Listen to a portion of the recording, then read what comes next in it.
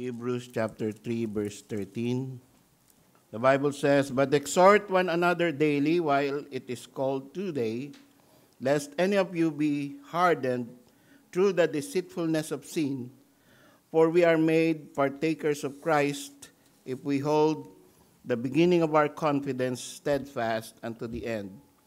While it is said, today, if you will hear his voice, harden not your hearts as in the provocation." The Bible clearly tell us to harden not our hearts, and it is fitting yung nabasa kanina sa Psalm 78 that the nation of Israel hardened their hearts.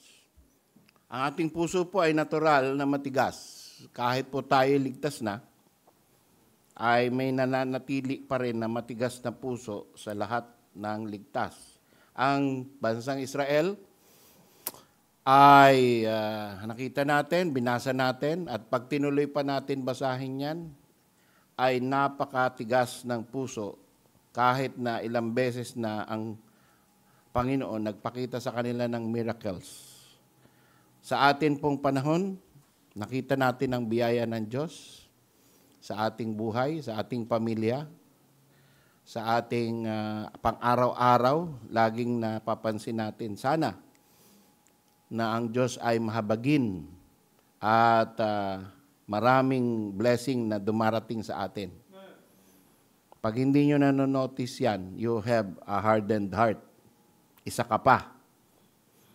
So, ito pong sinabi na, today, if you will hear His voice, harden not your hearts, as in the provocation, speaks of an event in the life of the nation of Israel, the days of provocation, na they provoke God unto anger.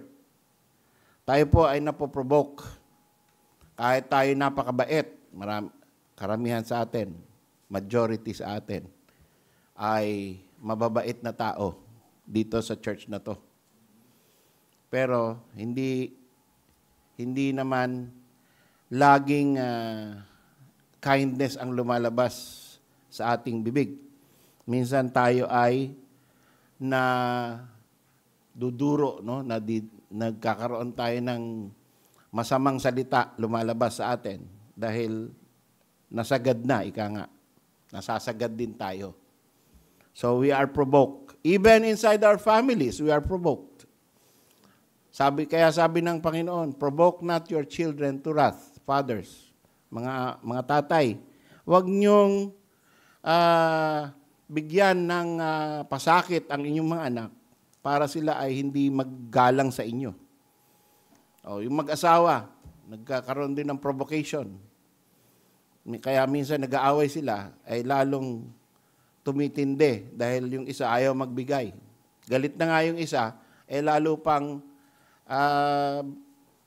kinukulit. Kaya lalo siyang nagagalit.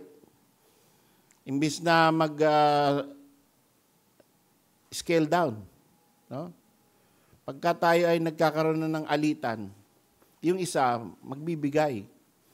Pababa, hindi lalo mong gagalitin. So, yan sa mga pamilya. At sa church, ganun din. No? Minsan kahit na hindi mo naman gustong pagalitin, ay nagagalit. May mga ganong tao. Talagang pinanganak siguro sila, galit na. No? Baka nakasimangot na nung pinanganak. Meron bang pinapanganak na nakasimangot? Umiyak nga no? Galit Bakit ba ako napunta pa sa mundong ito? Wah! Ganon. So, this is also echoed in Psalm 95:8. Harden not your heart. Sabi sa Psalm 95:8.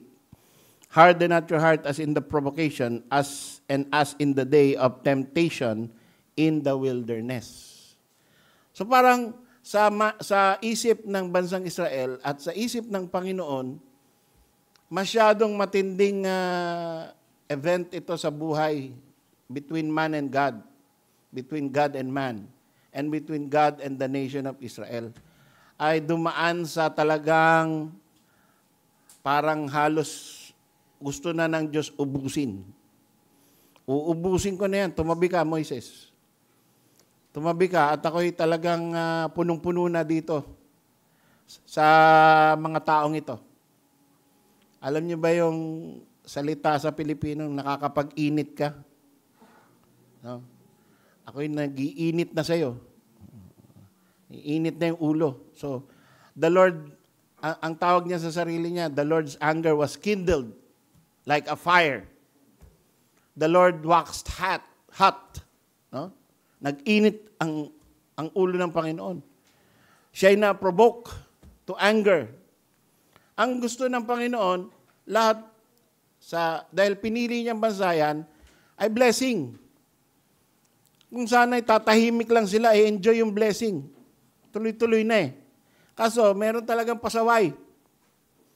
Kaya, ito yung mga pasaway, no? Sa Exodus 17:2. Ito yung provocation. Wherefore the people did chide with Moses. So, yung leader, si Moises, ang trato nila ron, ordinaryong tao. Ordinaryong hari. Ordinaryong ruler, leader. Hindi nila iniisip na si Moises, kinasihan ng Panginoon. Appointed ng Panginoon. Kaya, lahat ng sasabihin mo laban kay Moises, sinasabi mo laban sa Panginoon. So, itong episode na to, Exodus 17:2, the people did chide. Inulit siya. Siya ay binigyan ng mga masasamang salita. And said, give us water that we may drink. Ubus na yung baon namin tubig. Ayaw namin maghanap ng tubig. Ibigay mo na lang ang tubig. Ay, siyempre, ang unang-una, ang intention ng Diyos, dalhin sila sa promised land. Sila ay bansang pinili. Hindi sila intention ng Diyos na mamatay na sila lahat sa ilang. Alam na nila yung puso ng Panginoon eh. Na ang puso ng Panginoon, mapaigi. Pero ang trato nila kay Moises ay, mamamatay na kami sa uhaw. Gusto nyo kaming patayin. So, talagang wala. Talagang nakakaasar, ika nga, kung tao lang, ano.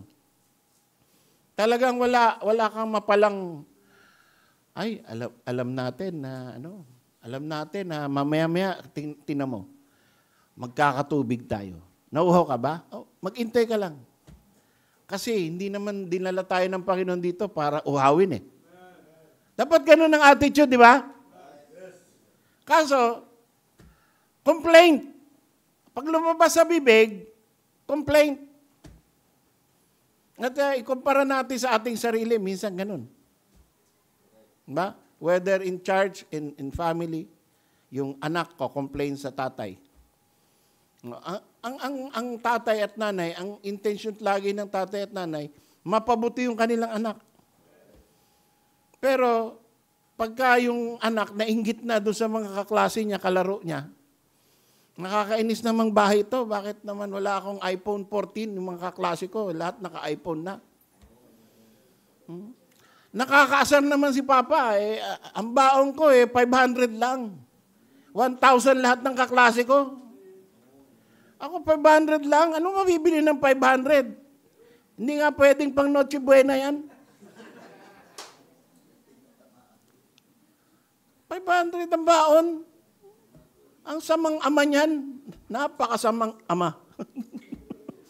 Biro mo, ang baon ko ng 10 piso eh.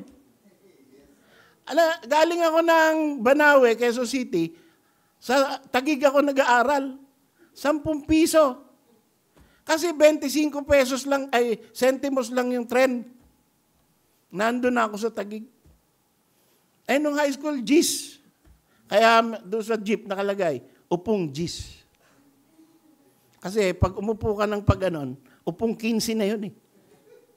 Medyo nakupa mo na yung 2 upuan.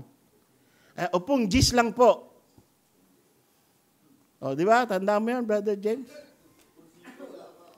Oh. Yung upong 5 sa Caritela yon, yung wala pang jeep noon. Upong 5 ka ba, Brad? Brother June, upong 5 daw eh. Sa Kalesa yon. Okay? So, nakita niyo ang kabaitan ng Panginoon Diyos sa bansang Israel. Pero, wala silang, pagkabubukas sila, complaint, imbis na expectation of a blessing. So, ganun ang hardened heart.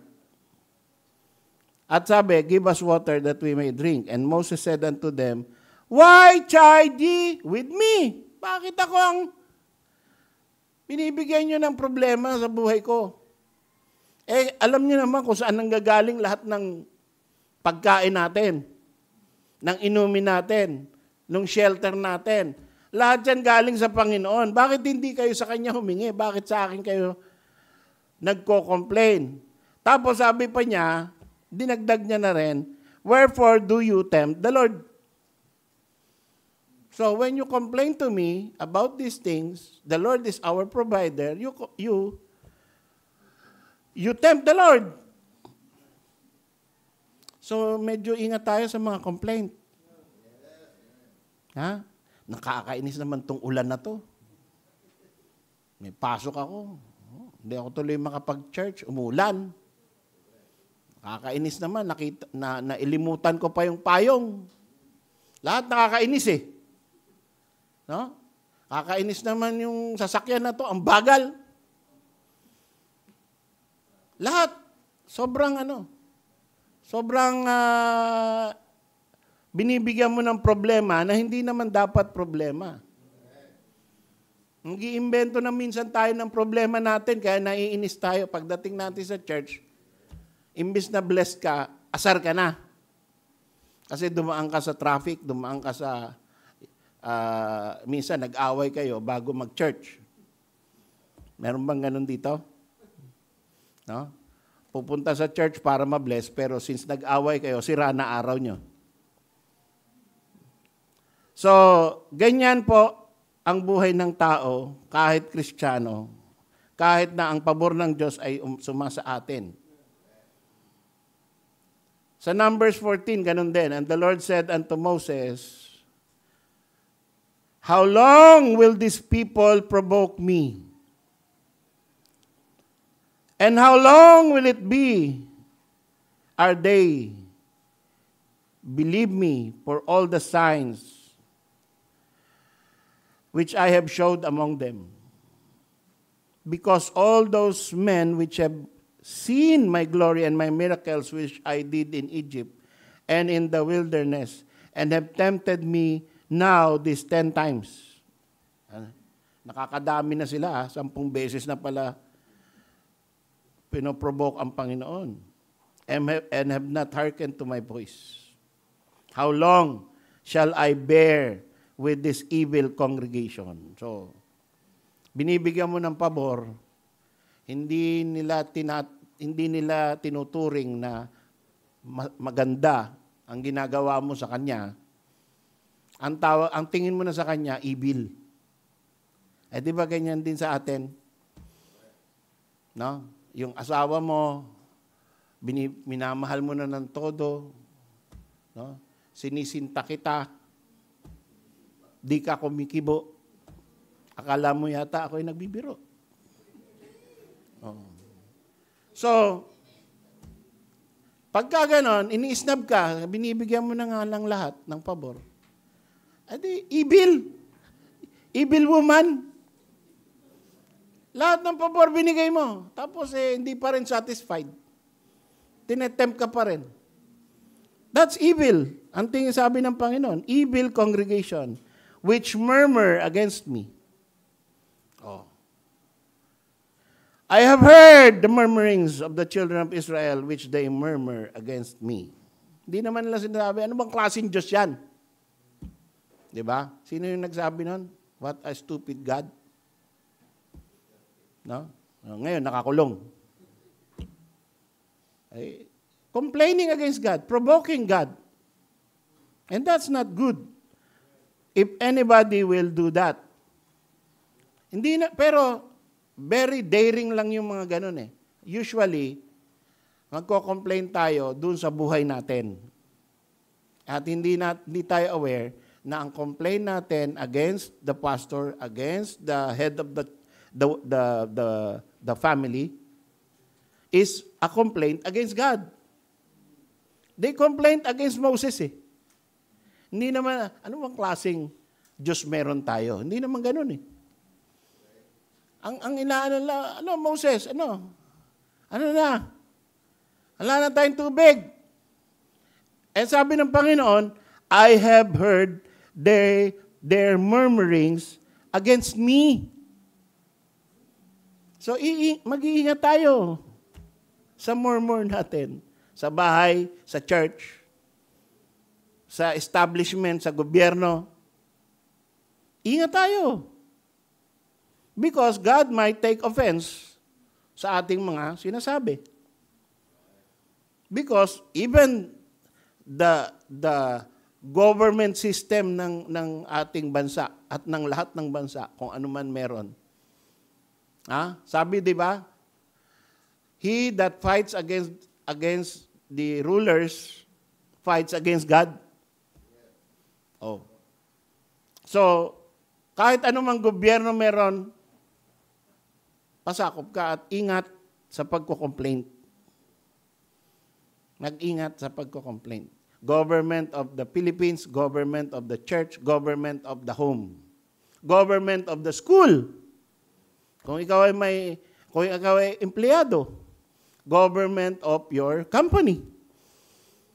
Walang kwentang boss ito. Ba? Walang kwentang supervisor ito. Mas marunong pa ako. Ingat. Because it might be you are provoking the one who placed that head over you. Because no one he is there if it is not according to the ordination of God. The powers that be are ordained of God. Ingat sa complaint. Ingat sa hardness of heart. So, why is hardening of the hearts an issue in the church age among Christians? Bakit natin pinag-uusapan ito? Tayo mga ligtas. Bakit natin pinipreach to sa church? Tayo, ang presumption natin, lahat ng nandito sa ilalim ng bubong ng church na ito ay mga ligtas. Kasi, sabi sa Hebrews 3, sa pagtutuloy, sa verse 12, sabi, take heed. Mag-ingat sa pag-iisip. Take heed, brethren, lest there be in any of you. Baka meron napapasali sa inyo. Baka merong dyan sa bilang ninyo. In any of you, an evil heart of unbelief in departing from the living God.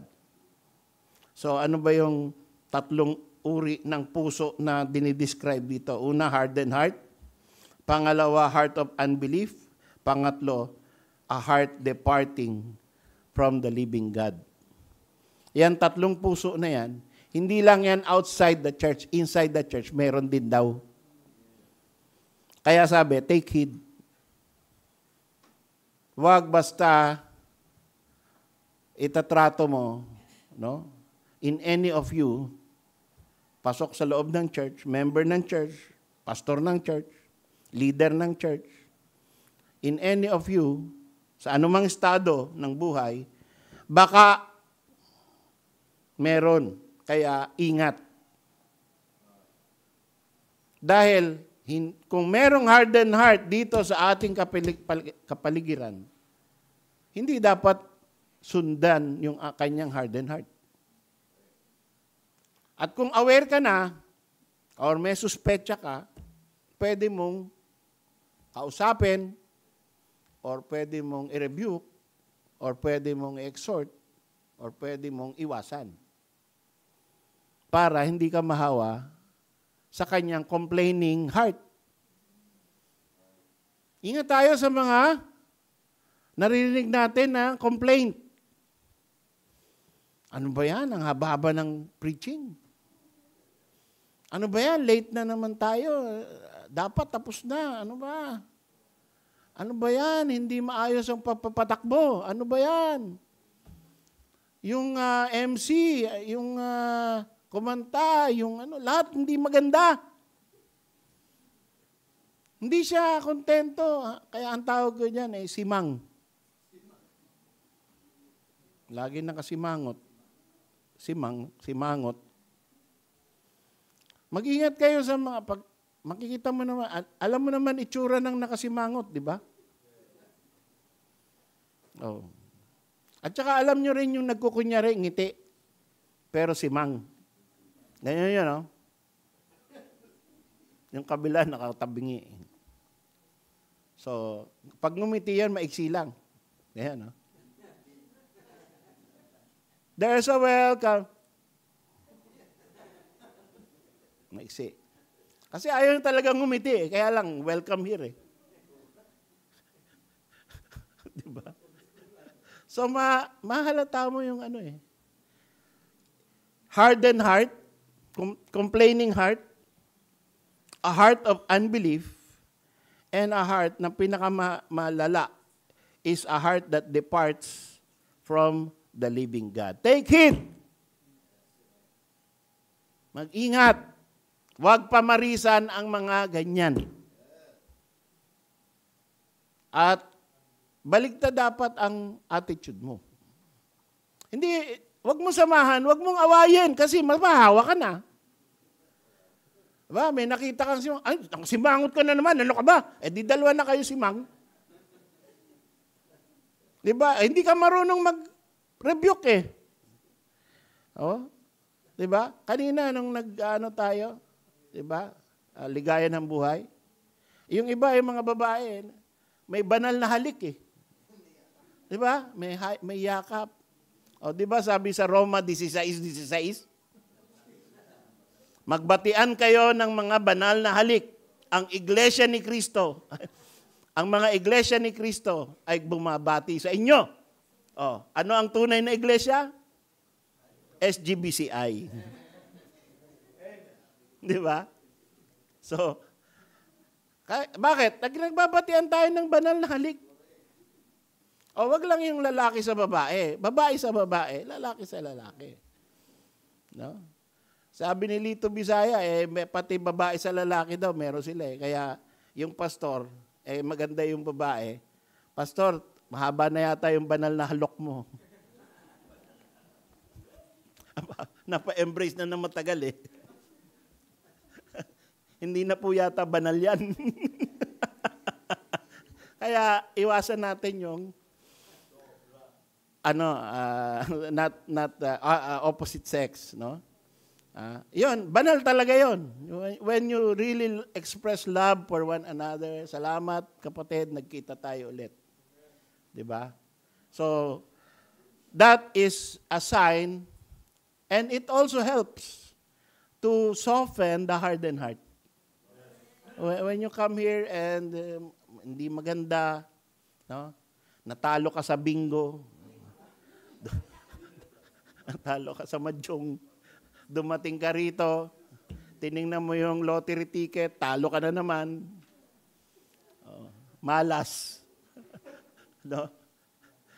Meron ba ditong naglo-lottery? Secret lang? So, nakakabawi ka, no? Kapag hindi maganda yung umaga mo. Nakakabawi ka kapag tayo ay nagbatian ng banal na halik. And therefore, take heed. Mag-ingat. Hindi para sabihin na siguro departing heart na to. Napapasok dito sa SGBCI, unsaved, departing. Hindi ganun. Huwag tayong magsitahan na unsaved ka ba? Huwag tayong mag-isip na merong mga unsaved dito sa atin. Yun lang attitude. Yung hardened heart, yun lang ang atin. Kasi pag lalo na pag obvious, no? Sira talaga, masama talaga ang mukha niya. Hindi mo maipinta. Merong dapat tayong reaction. Unang-una, take heed. No? Gawa ka na ng paraan na aware ka na. And we are advised to take heed, be careful, be aware of the possibility of Christians who display these kinds of hearts. A hardened heart is a callous heart. May kalyo. No? Seared with a hot iron, sabi nga. Hindi na siya mapalambot ng preaching. Kahit anong preaching pa, hindi na tutululuha niyan. Ano na yan? Matigas na. Hindi na nabibigyan ng exhortation. No? Karamihan sa mga matigas ang puso, nakaganto habang kinakausap mo.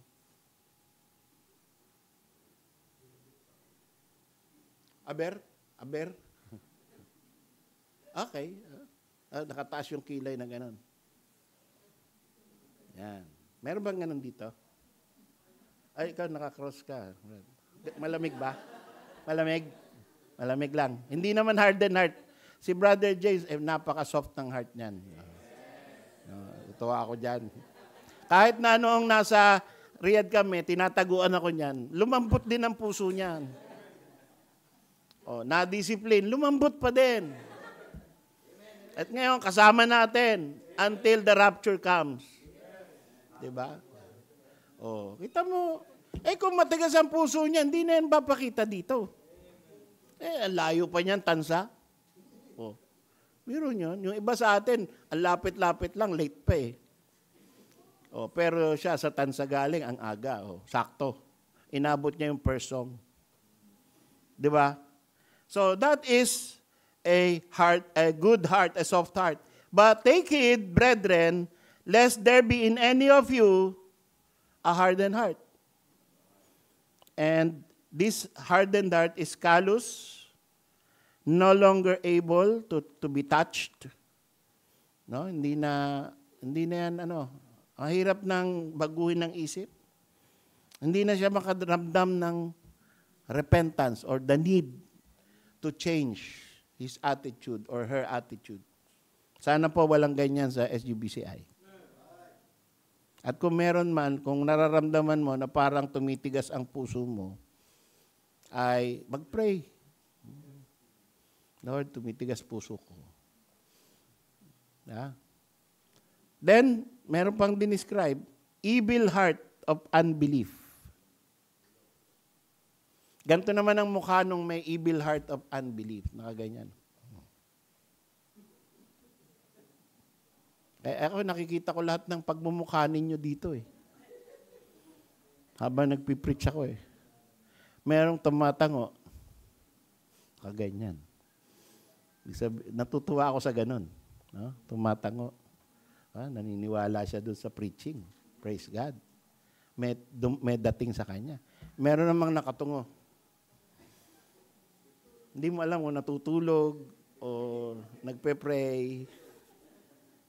No? Pero pag nakaganon na, tulog na yan. Yung evil heart na talaga yon. Evil heart of unbelief. Tinulugan eh. No?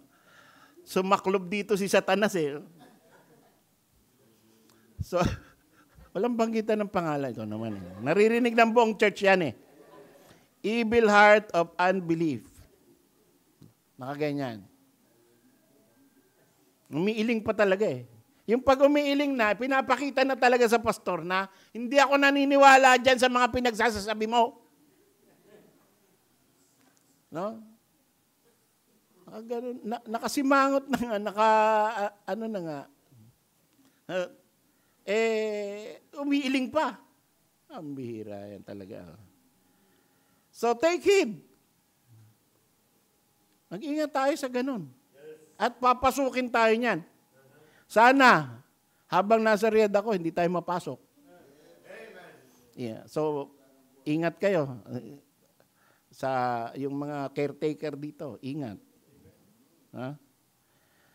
Pero wag niyong sisipain palabas. Mamaya, sasabihin ko ano yung lunas sa ganyan. And lastly, departing heart. And departing from the living God. A departing heart is a heart that is on the way out of the church. Talagang gusto niya nang umalis, naghihintay lang siya ng tamang okasyon.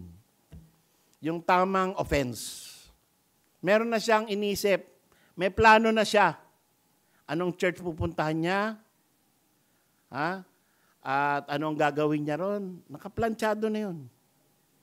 No? Alam niya na naghihintay na lang ako ng anong word ang babanggitin ni pastor. At pagka yun! Nasabi na pinakaiintay ko. Mamaya, hihingi ako ng counseling para magpaalam na. Yan. Departing. But this departing heart is not departing from the church, but departing from the living God. So it's much worse. It's apostasy. It's really something na hindi lang aalis sa church, wala nang lilipatan. No? Okay pa yun yung may naisip ka lilipatan. No? Pero yung umalis, tapos talaga nagpakalayo-layo na at wala ng Diyos, yun ang pinakamahirap na maging member ng church. Lalo na yung faithful, tinaturing natin na leader, tapos sa sobrang hirap ng buhay or offense or whatever happens, sabi, I lost my faith in God. I lost my faith in Christ. I do not believe the Bible anymore. And there are such things. And even we heard the pastors of mega churches who said, I lost my faith. I don't believe in God anymore. Merong mga ganun ngayon. Mega church pa. Ibig sabihin, all the while na nagpipreach siya sa likod ng pulpit, pati siya hindi naniniwala doon sa pinipreach niya. And to think that that is happening, and to think that it is able to attract thousands of people to support the church and to support the pastor and love the pastor. Tapos yung pala, all the while, he has an evil heart of unbelief. And there are such Baptist pastors. I hope you don't ever know the stories of such people na bigla kang madidiskaril. Ha? Ganun sila? Ganun siya? Ginawa niya yon. Ang galing mag-preach. Ganun pala. Totoo. Pagka dalawa, tatlo na yung nagsasabi, at the mouth of 2 or 3 witnesses shall every word be established. Ngayon, may mga nakakulong sa US. Dito may nakulong na isa, yung murder suspect, no, sa Mindanao. Na-attract siya doon sa kanyang tinutulungan na 100,000. Isipin mo, church funds, may tinulungan siya, hindi member ng church, 100,000 ang ginastos ng church. Sabi ng pastor sa treasurer, bigyan niyo ng 100,000 yung babae na yan. Miss something, beauty queen. Tapos, yung boyfriend mo, hiwalayan mo. Tapos namatay yung boyfriend. So sila yung nakulong, yung pastor tsaka yung assistant pastor. Kasi yung assistant pastor, yun yung killer. Yung mastermind, yung pastor. Isipin niyo yun, may nagganon. Now, this is not a rumor because this is publicized. This is in the newspaper. This is in the television. ABS-CBN and GMA.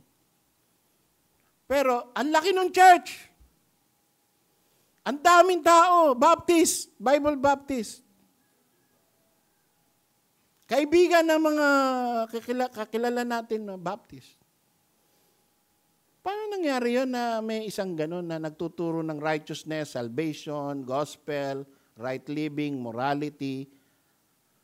Tapos ganun. Yung isa Amerika, nakakulong. 16 years old. Diba? Nilipat niya ng state, doon sila nag-date, tapos nakita ng deacon ng text. Wala na, di kulong. Kasi minor. So, kaya ko sinasabi to, not to exalt myself, because I am also corrupt. By the grace of God, only I can stand and be safe from these kinds of things. Pero, it happens. Nangyayari talaga. Kaya sabi ng Bible, 2,000 years ago, take heed. Mag-ingat kayo. Kayo magtiwala sa tao. No? Huwag kayong magtiwala na porket magaling magsalita, hindi na babagsak at hindi na aalis sa tunay na pananampalataya. Take heed. Because there are all of us, all of us, even the people who are standing here, song leaders, pianists, tech, lahat ng may ministry, all of us, the pastor, can fall down into immorality and become a hardened heart. But only by the grace of God, we will remain and overcome. Panginoon lang talaga. Hindi tayo mas magaling kaysa sa kanila. Lahat tayo ay mayroong dungis. Subalit ang Diyos natin ay mahabagin. So what is the solution to prevent hardened hearts? Sabi ng verse 13 ng Hebrews 3:13,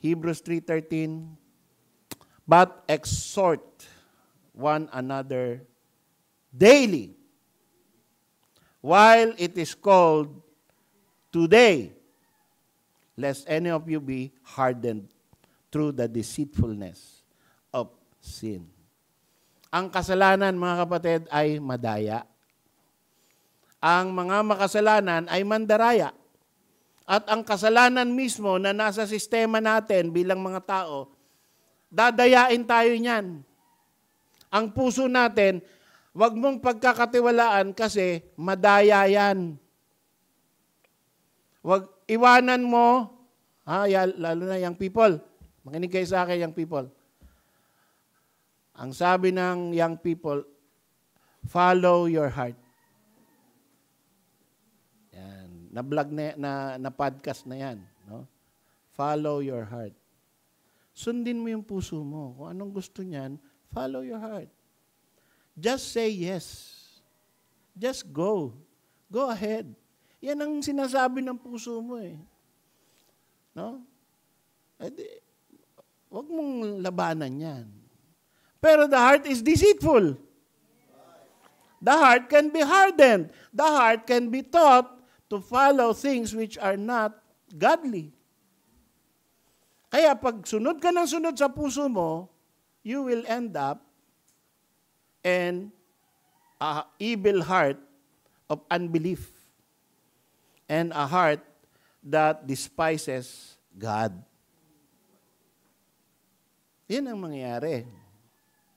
Kakasunod mo sa dikta ng iyong puso, mapupunta ka sa kumunoy ng puso na hirap ng iwanan at alisin.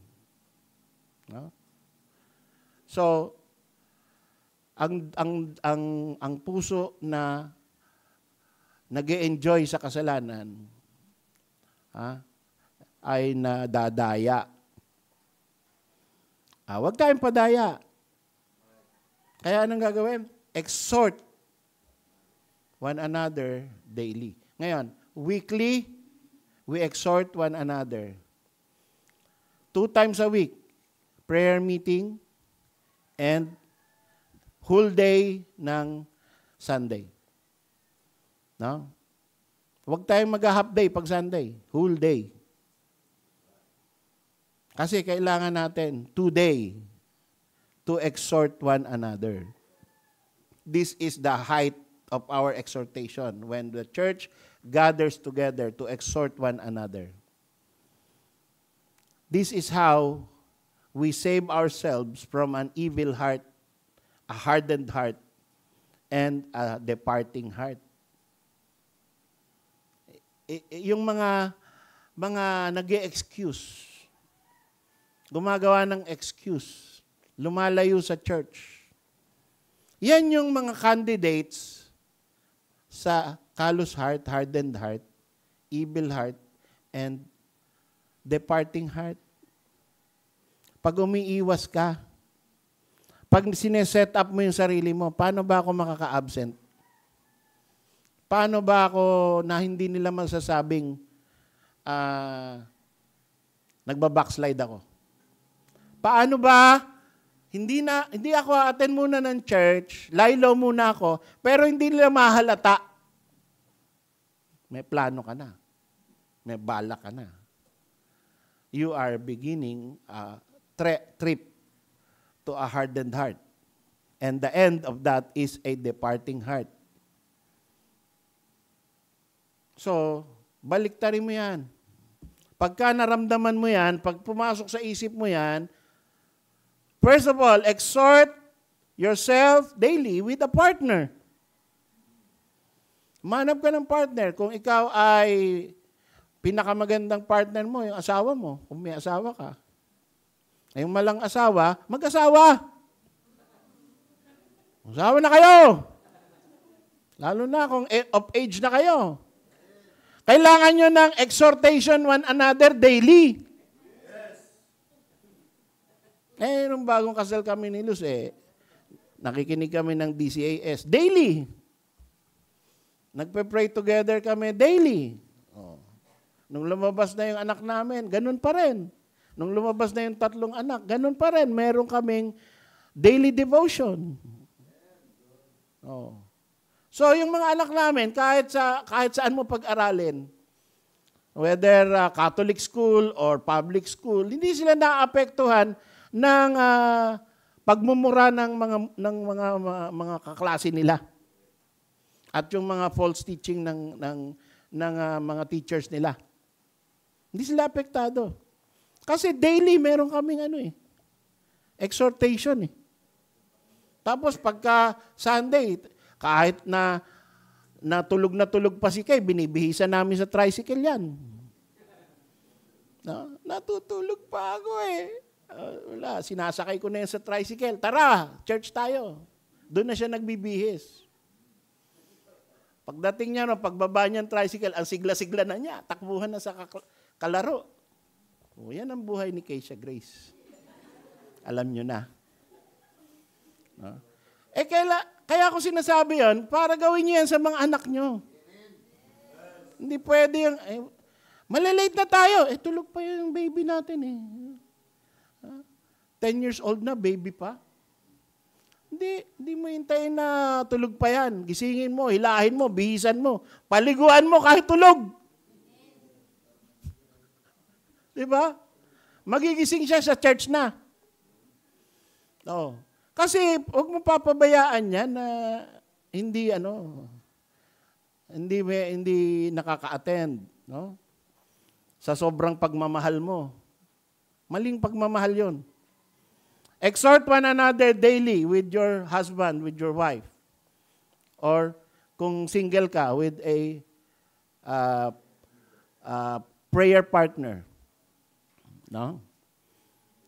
Magkaroon ka ng daily devotion. Exhort yourself. Exhort one another and exhort yourself. Then, gumawa ka ng something extraordinary every day. Meron kang binigyan ng biskwit na pulubi. May binigyan ka ng something. Meron kang inisip na ito, bibigyan ko, bibiling ko to. Mga maliliit lang. No? Tumulong ka sa stranger, may binigyan kang damit. No? Para yung mga damit natin, tsaka sapatos, pagka sinelas, pagka luma na, pamigay mo na. Ang dami-dami nyo na nakatambak sa bodega eh. Ayaw mong pamigay. And ask questions from a mentor. Tama yung ginagawa ni Brother Robert. Alam niyo ba, pag uwi ni Brother Robert, nagpapatuloy pa yan sa pagtatanong. Kala niyo ba, uwian na, tahimik na yung isip niya? Hindi pa. Marami pa siyang tanong. And that's good. That is exhortation. Pati ako, nahahamon na mag-aral at sumagot ng tama. Kasi hindi naman galing sa hangin ang mga sagot ko eh. Galing sa Bible eh. Kaya ang sagot ko sa kanya, minsan, verse lang, walang paliwanag. Sasabihin niya, thank you, Pastor. Nasagot yung tanong ko. Galing sa Panginoon yung sagot eh. So, sa inyo, yung mahilig mag-advise, mahilig mag-counseling kahit di pastor, be sure, galing sa salita ng Diyos yung sagot nyo. Hindi sa opinion mo lang. At kung wala kang bibigay na salita ng Diyos kasama noong advice mo, tumahimik ka muna. Sige Brad, salamat sa tanong, ipagpe-pray ko para masagot ko ng tama. Ganun ang sagot. Hindi kailangan na sumagot ka kaagad pagka may tanong sa'yo. Pag-aralan mo yung sagot. Hindi ka kulangan sa pagkalalaki o pagka-Kristiyano na may tanong, tapos di mo agad na sagot. Or, yung sagot, tinanong mo rin. Diba? Minsan si Brother James, Pastor, nasan nga yung verse na, kasi may kausap ako rito. Saan nga yung verse na, na itong kausap ko papunta sa impyerno pag hindi naligtas?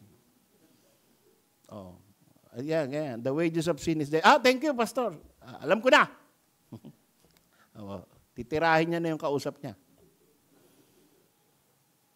So, asking questions, reaching out to the unsaved.